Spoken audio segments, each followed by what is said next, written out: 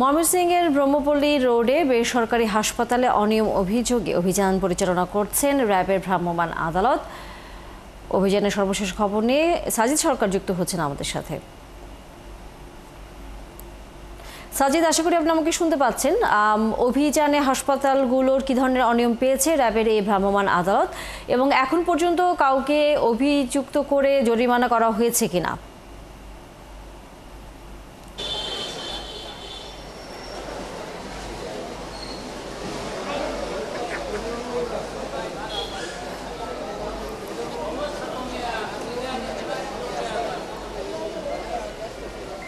তানিয়া, এটি ময়মনসিংহ শহরের এক চরপাড়া এলাকা, যেটি আসলে হাসপাতালের নগরী বলা চলে। কারণ আমরা যেটি দেখছি যে প্রতিটি ভবনে যেন হাসপাতালের একটি ভবন যেন হাসপাতালের কারখানা এই অর্থে বলছি যে যেহেতু এটি সেবার প্রতিষ্ঠান, সেবামূলক, সেই সেবামূলক প্রতিষ্ঠানের কথা থাকলেও এখানে ভবনগুলো নিয়ে এক একটি ভবনে কম করে হলো 3 থেকে 4টি হাসপাতাল, ডায়াগনস্টিক সেন্টার থেকে শুরু করে প্যাথোলজি সব ধরনের ব্যবস্থা আছে, কিন্তু কোনোটিরই আসলে কোনো ধরনের সরকারি ছাড়পত্র থেকে শুরু করে যে নিয়ম শৃঙ্খলা বা যেটি মেনে চলার কথা সেটি আসলে কোনোটিই নেই। যার ফলে এখন পর্যন্ত আমরা যেটি দেখছি, র্যাবের ভ্রাম্যমাণ আদালত 4টি প্রতিষ্ঠানকে একেবারেই বন্ধ করেছে। বন্ধ করার যেটি কারণ, তারা বছরের পর বছর ধরে এই হাসপাতালগুলো অনুমোদন ছাড়াই চালিয়ে আসছিল।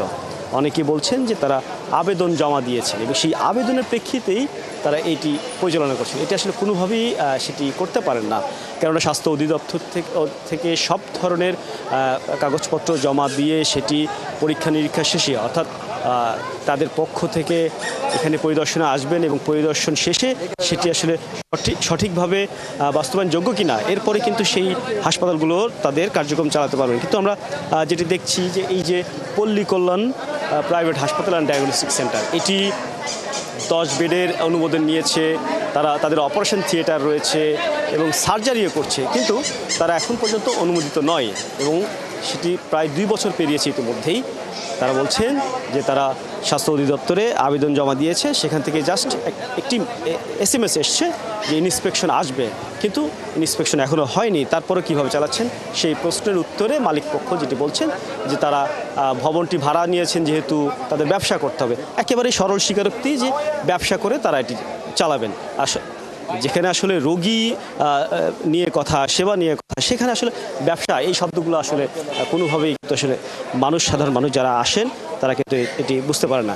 বিশেষ করে ময়মনসিংহ শহর সিটি কর্পোরেশন হওয়ার কারণে আশপাশের জেলাগুলো থেকে প্রতিদিন বিভিন্নভাবে বিভিন্ন এলাকা থেকে রোগী আনা হয় এবং এই রোগীগুলো আনার যে ব্যবস্থা সেটি কিন্তু সরকারি হাসপাতাল থেকে ভাগিয়ে আনা হয়। এই কারণে এখন পর্যন্ত 2 জনকে আটক করা হয়েছে এবং আটকের পর তাদেরকে জেলের আদেশ দিয়েছেন ভ্রাম্যমাণ আদালত।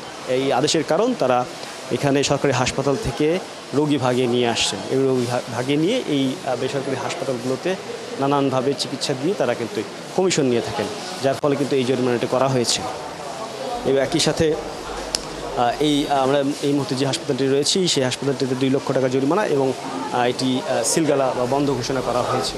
কিন্তু পরবর্তীতে যে আশপাশের যে অন্য হাসপাতাল আমরা দেখছি, অর্থাৎ বেসরকারি যে সাজিদ সরকার, আপনার মাধ্যমে আমরা দেখছিলাম র্যাব যেই ভ্রাম্যমাণ আদালতের যে অভিযান চলছে অবৈধ যে হাসপাতাল সেগুলো উচ্ছেদের, ময়মনসিংহে এখন সেই অভিযান চলছে, সেই খবর জানছিলাম।